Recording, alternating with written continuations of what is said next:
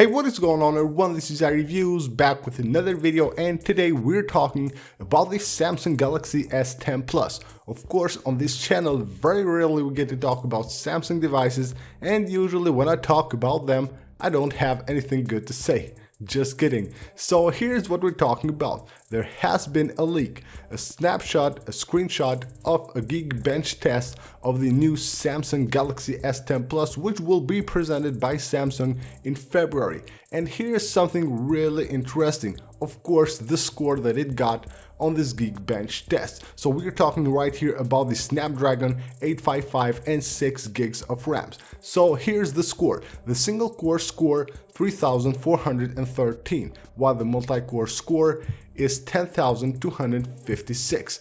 And you might think that's great, but let's take a look at the iPhone XS and what scores does it get on a GeekBench test. So the single core score 4835, even though it's a few months older than the upcoming XS Plus. The multi-core score 11563.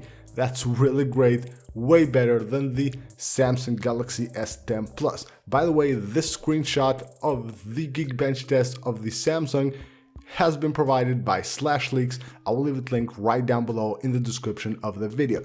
But as you thought things won't get worse for Samsung, let's go ahead and take a look at the iPhone X, which is a year and a few months older than the Samsung Galaxy S10 Plus. So the single core score of the iPhone X 4268, while the multi-core score 10642.